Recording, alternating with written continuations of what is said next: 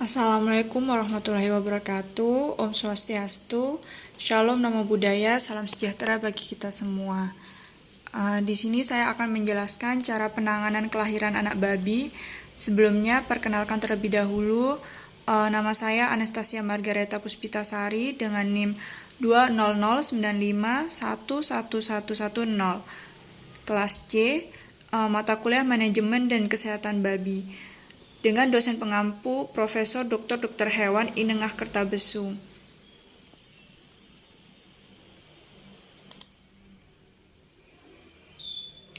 Baik, di sini saya akan menjelaskan cara penanganan kelahiran anak babi. Dalam peternakan babi, perlu adanya manajemen yang baik, yang meliputi keadaan kandang, pakan, serta sistem pemeliharaannya, karena babi mudah terserang penyakit dan mikroorganisme. Selain itu juga, untuk meningkatkan produktivitasnya, perlu diketahui mengenai tata cara pemeliharaan yang sesuai dengan tahapan umurnya.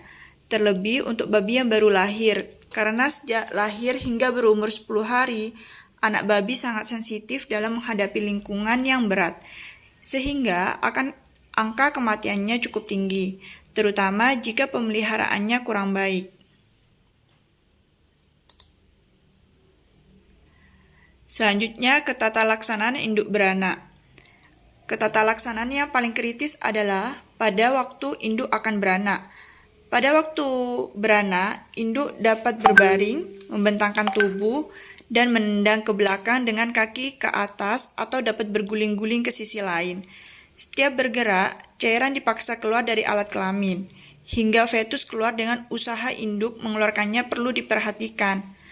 Induk gemetar dan menekan dadanya pada selang waktu tertentu. Beberapa induk, terutama babi yang baru beranak, pertama kali cenderung memakan anaknya selama atau segera setelah beranak. Apabila diganggu dengan anak babi yang sedang menjerit atau diganggu dengan suara lain, induk babi ini segera menyentak anak babi yang baru lahir. Pada kondisi demikian, anak babi harus dijauhkan dari induk dan dikembalikan ke induknya setelah induk mengembangkan naluri keibuannya. Dengan demikian, disarankan supaya tidak mengganggu induk pada saat beranak, kecuali terjadi kesulitan dalam melahirkan anak. Kandang harus dijaga tetap bersih dan kering setelah beranak. Kandang beranak yang selalu kering dapat menolong untuk mencegah anak babi mencret dan menjaga agar bagian ambing tidak tertutup oleh makanan yang berair yang menyebabkan air susu induk babi yang baru beranak menjadi hilang.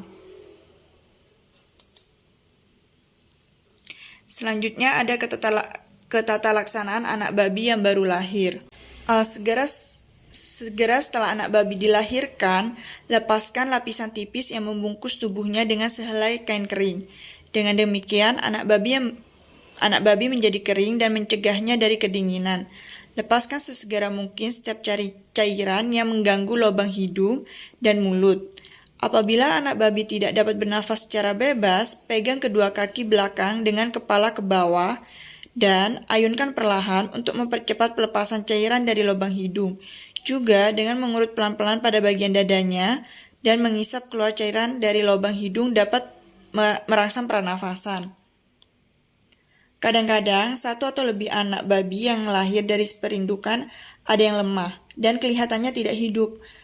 Lalu periksa bagian tali pusar dan apabila ada gerakan atau denyutan pada bagian pangkal pusar, masih ada kemungkinan untuk menghidupkan anak babi kembali dengan pernafasan buatan.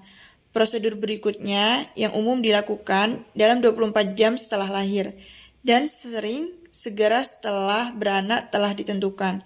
Seluruh prosedur umumnya dilakukan pada waktu yang sama. Lalu di sini ada memotong tali pusar. Tali pusar adalah organ yang sangat penting untuk pertumbuhan dan perkembangan fetus selama kebuntingan, tetapi menjadi suatu bagian yang tidak diperlukan dan merupakan daerah yang berbahaya untuk masuknya infeksi setelah anak babi lahir. Dengan demikian, tali pusar harus dipotong dengan cara sederhana seperti berikut. Yaitu yang pertama, ikat tali pusar kira-kira 2 cm dari pangkal dengan seutas benang steril untuk meyakinkan tidak ada bahaya karena pendarahan melalui arteri tali pusar. Yang kedua, potong tali pusar dengan gunting atau pisau di bawah ikatan. Lalu, oleskan di tempat pemotongan tali pusar dengan iodium tinctur keras untuk mencegah infeksi atau sakit pada tali pusar. Yang kedua ada memotong gigi. Anak babi lahir dengan 4 pasang gigi atau 8 gigi tajam, yaitu 2 pasang pada tiap rahang yang disebut dengan gigi hitam, gigi jarum, atau gigi serigala. Meskipun gigi tersebut cukup penting pada anak babi, namun gigi tersebut harus dipotong karena lebih banyak menimbulkan kerugian daripada keuntungannya bagi peternak. Alasan mengapa dilakukan pemotongan gigi yaitu sebagai berikut. Yang pertama, gigi sangat efektif menyebabkan luka pada ambing induk dan mengakibatkan induk menolak untuk menyusui anaknya. Yang kedua, apabila anak babi berkelahi untuk merebut satu puting susu atau bermain sesamanya, gigi dapat menyebabkan luka pada muka, di mana luka tersebut dapat merupakan jalan masuknya penyakit yang disebabkan oleh mikroorganisme. Salah satu tujuan dari peternakan babi adalah memaksimumkan anak babi dapat hidup. Pemotongan gigi harus tidak menghasilkan gigi yang hancur di bawah garis gusi dan harus dilakukan secara higienis. Pemotongan gigi biasanya dilakukan oleh satu orang, yaitu dengan cara pegang kuat anak babi dengan satu tangan di mana 3 jari menahan rahang, dan ibu jari menekan dari belakang leher dengan arah berlawanan. Lalu masukkan jari telunjuk pada satu sisi dari mulut persis di belakang gigi jarum yang mendekati ujung lidah. Alat pemotong gigi atau alat pemotong kuku biasa potong gigi di atas gusi. Penting untuk menghindari pemotongan gigi sampai dasarnya. Jangan membuat sudut yang tajam atau bergerigi yang dapat menyebabkan luka pada gusi dan lidah. Yang ketiga yaitu memotong ekor. Menggigit ekor adalah suatu masalah yang sering terjadi di hampir semua peternakan babi. Maka secara rutin dilakukan pemotongan ekor anak babi baru lahir. Panjang ekor yang dipotong dapat dari ujung hingga pangkal ekor, tetapi biasanya cukup untuk memotong 2/3 hingga 3/4 dari ekor. Pendarahan yang semakin sedikit terjadi apabila beberapa alat yang digunakan tumpul. Pada umumnya, perhatian khusus harus diberikan terhadap kesehatan dan kebersihan selama melakukan pemotongan ekor di usaha peternakan. Yang keempat, yaitu mendapatkan kolostrum. Segera setelah pemotongan gigi, letakkan kembali anak babi bersama induknya agar anak babi dapat menyusu atau memperoleh air susu pertama atau kolostrum yang mengandung daya tahan tubuh yang tinggi. Penyerapan kolostrum adalah kritis untuk kehidupan anak babi yang baru lahir, sebagaimana fungsinya yang merupakan sumber utama kekebalan melawan penyakit pada awal kehidupan. Hal yang perlu dicatat bahwa secara bertahap terjadi perubahan kolostrum menjadi air susu pada 2-3 hari periode transisi. Apabila ada anak babi yang lemah, harus diberikan kesempatan yang baik untuk menyusu dengan mengarahkan anak-anak babi ke ambing induk. Yang kelima, ada penyuntikan zat besi.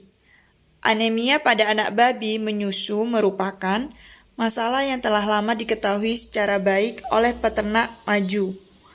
Hal ini terjadi disebabkan oleh kekurangan zat besi di mana plasenta dan ambing tidak efisien memindahkan mineral tersebut. Penambahan zat besi untuk mengatasi kekurangan zat besi pada anak babi yang tidak bersentuhan dengan tanah dapat diberikan baik melalui mulut maupun disuntikkan. Dalam air susu induk, kandungan zat besinya sangat rendah dan anak babi yang lahir menyimpan zat besi dalam jumlah yang terbatas, di mana biasanya hanya mencukupi kebutuhan dari 1 minggu setelah lahir.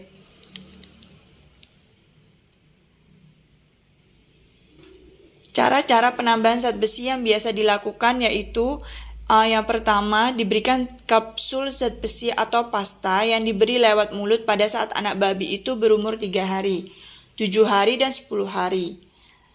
Yang kedua, diinjeksi dengan sulfaferos atau preparat anti anemia. Yang ketiga, diberi mineral tablet yang berisikan zat besi, kobalt pada waktu anak babi berumur 24 jam dan kemudian diulangi pada hari ke-7 dan ke-10. Lalu yang keenam, ada penitipan anak babi dan makanan buatan. Anak babi yang kehilangan induknya dapat terjadi karena beberapa faktor seperti induk mati setelah beranak, ambing yang luka, tidak dapat menyusui atau jumlah anak yang terlalu banyak. Anak babi dari induk demikian hanya dapat dipelihara dengan berhasil apabila anak-anak babi tersebut memperoleh sejumlah kolostrum yang cukup. Untuk memelihara anak babi yang kehilangan induk dapat dilakukan dengan menitipkannya pada induk yang tidak ada air susu dan induk yang mempunyai beberapa anak saja. Umur atau waktu penitipan merupakan hal yang penting karena puting susu yang tidak digunakan akan menjadi kering. Meskipun dipindahkan pada umur dini, peternak masih akan menjumpai masalah karena induk dapat dengan mudah mengenal anak-anaknya melalui isyarat penciuman dan kemampuannya itu akan semakin meningkat dengan meningkatnya umur babi. Banyak cara efektif yang telah dilakukan oleh para peternak untuk menghalangi induk dalam mengenal anak-anak babi yang bukan anaknya. Pemeliharaan anak babi yang kehilangan induk dapat juga menggunakan beberapa pengganti susu. Para ahli dari Universitas Dakota Selatan menyarankan menggunakan air susu campuran dengan komposisi 1 liter air susu sapi yang sudah dipasteurisasi. 0,3 liter air susu dengan setengah kepala susu dan setengah air susu dan telur mentah. Lalu yang ketujuh, pembuatan tanda dan nomor. Tiap ekor anak babi dalam seperindukan harus diberi tanda atau nomor dalam waktu 24 jam setelah lahir, yaitu gunanya untuk mengukur penampilan dari kelompok, kebijaksanaan dalam mengafkir, dan ketegasan dalam menyeleksi bibit pengganti. Para peternak kecil biasanya memberi tanda pada babi dengan membuat titik-titik pada kulit atau tanda-tanda tertentu pada bulu. Di pihak lain, para peternak komersial di mana terdapat ratusan bahkan ribuan anak babi dari berbagai umur dalam kelompok. Pembuatan tanda atau nomor dapat dilakukan dengan cara pemotongan daun telinga dan tato. Selain itu, bisa juga dengan menggunakan ear tag, cap bakar, pilox, dan sebagainya. Tetapi, cara ini kurang umum digunakan oleh para peternak babi. Yang terakhir, ada kastrasi atau kebiri.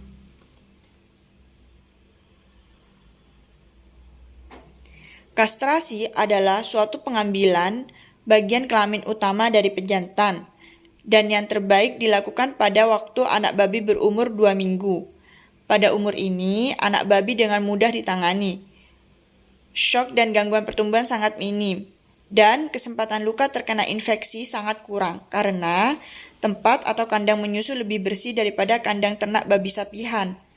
Apabila seekor babi akan dikastrasi, kita tidak hanya harus mempertimbangkan umurnya, tetapi juga kesehatan dan kemampuan dari ternak terhadap kondisi cekaman. Melakukan kastrasi adalah suatu operasi yang sederhana, tetapi hal ini dapat menimbulkan bahaya apabila seseorang tidak mempertimbangkan kondisi ternak dan lingkungannya. Salah satu cara umum yang dilakukan untuk menanggulanginya yaitu menggunakan lampu yang digantung. Hal ini berguna untuk memberi kehangatan dan menarik perhatian anak babi agar menjauhi induk apabila tidak sedang menyusu. Sekian yang dapat saya presentasikan. Kurang lebihnya mohon maaf. Wassalamualaikum warahmatullahi wabarakatuh. Shalom, namo buddhaya. Salam sejahtera bagi kita semua.